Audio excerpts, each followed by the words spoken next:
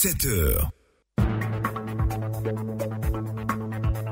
Vous êtes sur la radio numéro 1 sur l'info et le sport.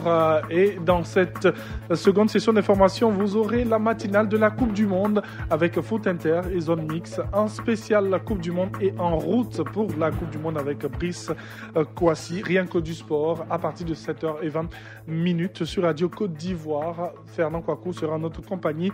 Pour l'instant, Denise de la Fafiette installée pour le journal Le Grand Format sur votre radio. Bonjour Denise. Bonjour Thierry Angeval, bonjour à tous. La une de cette édition.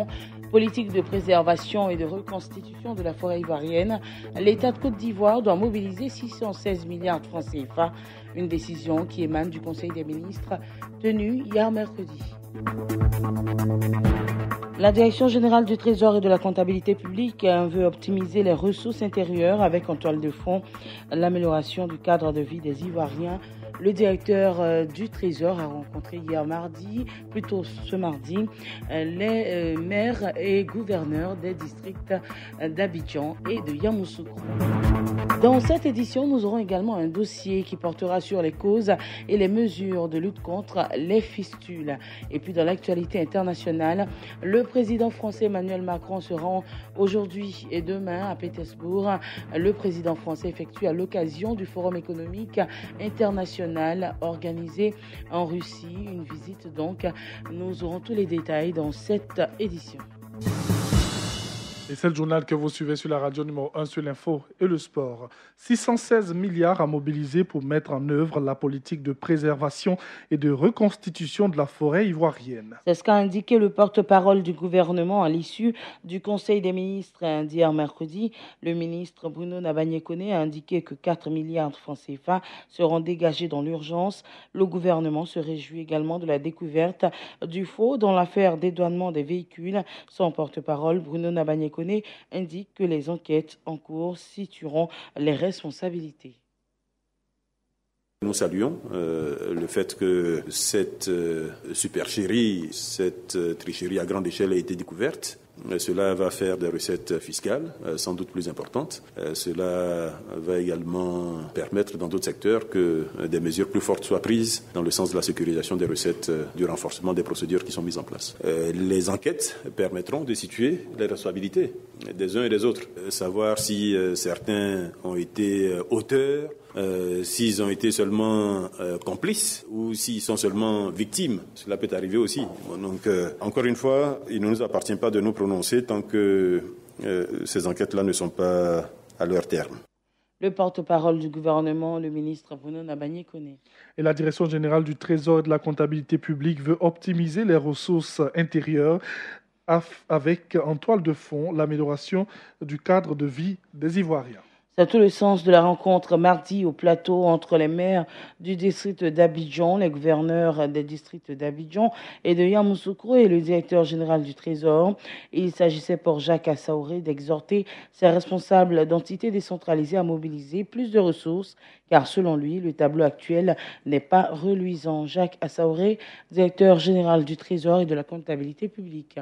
Au 31 décembre 2017, le niveau de recouvrement des recettes propres des communes se situait environ à 47,18% seulement. De plus, la concession du recouvrement à des structures privées entraîne une véritable déperdition des recettes de nos collectivités territoriales. En ce qui concerne l'exécution des dépenses des collectivités territoriales, elle laisse transparaître dans les écritures du Trésor public une tendance à l'accumulation des déficits et des passifs, malgré les dispositions réglementaires prescrivant leur interdiction. Au demeurant, la situation financière des collectivités territoriales sur ces 4 dernières années révèle une tendance baissière du fonds de roulement, faisant ainsi planer le spectre de la cessation de paiement.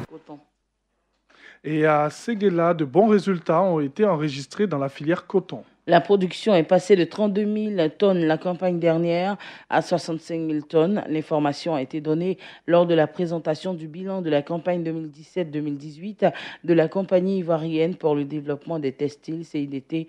Un bilan globalement satisfaisant, a dit Kodjane Ndiamoua. Il est le directeur de la production agricole de la CIDT. Jurisprudence comme outil, expérience ivoirienne et internationale, c'est le thème du colloque international sur la jurisprudence qui se tient depuis mardi à Bouaké. Les différents spécialistes du domaine juridique ont mené une réflexion appropriée sur cette source du droit, ses méthodes de création et son fonctionnement. Objectif, inviter les juridictions suprêmes à faire le point des décisions susceptibles de faire œuvre de jurisprudence dans les différentes disciplines de droit en Côte d'Ivoire. Et cette initiative du laboratoire d'études sur le droit et le développement Côte d'Ivoire de l'UFR des sciences juridiques de l'Université Alassane Ouattara et la faculté de droit de l'Université de l'île 2.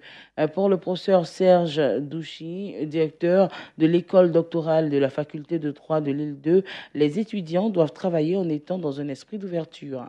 On est dans des systèmes de greffe juridique où en réalité on reçoit les bonnes pratiques d'un autre système, on s'enrichit, on mène une réflexion qui n'est plus simplement une réflexion qui est menée en regardant son propre système juridique, mais en faisant des comparaisons avec d'autres. Lorsqu'on fait un colloque, c'est justement pour pouvoir comparer et s'enrichir. Et c'est comme ça aussi que nous souhaitons, le doyen tout comme le docteur sont tout à fait sur cette longueur d'onde, nous souhaitons aussi que les étudiants aujourd'hui, les doctorants, travaillent en étant dans un esprit d'ouverture, de comparaison, d'enrichissement mutuel. C'est ainsi qu'il faut concevoir aujourd'hui la recherche. Il faut quand même avouer que c'est aussi un peu facilité par le fait que nous pouvons utiliser une langue commune qui est le français.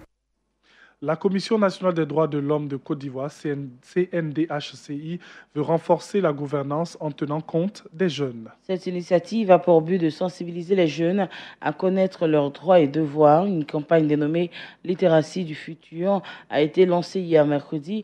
C'est une caravane de consultation des jeunes dont la phase pilote a été lancée dans le district d'Abidjan. Namizata Sangaré, présidente de la Commission nationale des droits de l'homme de Côte d'Ivoire.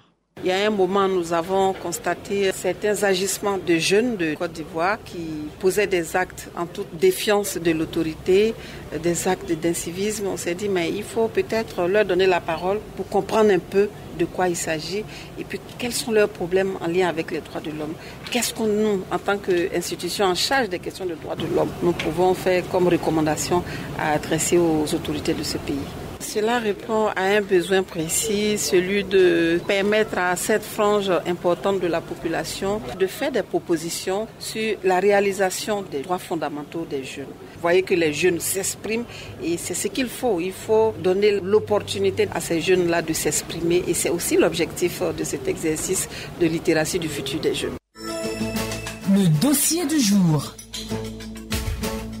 Et c'est un sujet santé que nous allons avoir dans le dossier du jour. Durant cette semaine, la lutte contre la fistule obstétricale est au centre de l'action gouvernementale au plan de la santé. Et quelles sont les causes de cette maladie? Comment se manifeste-t-elle? Autant de questions qui trouveront réponse dans ce dossier que vous allez suivre. Il est de Gervais Kwasi. Considérée comme une maladie de la honte, la fistule obstétricale fait ravage au sein de la gente féminine dans l'ouest du pays et les raisons sont multiples. Entre autres, la persistance de l'excision, le mariage précoce de la fillette et surtout le refus des femmes enceintes à se rendre dans les centres de santé pour des consultations prénatales ou lorsqu'elles sont en travail. Comment se manifeste la pathologie? Écoutons Dame Série Marie-Laure, coordonnatrice de l'Association ivoirienne pour le bien-être familial, AIBF, ou le compte du district des montagnes. La fistule obstétricale, c'est une communication anormale entre le vagin et la vessie ou entre la vessie et le rectum.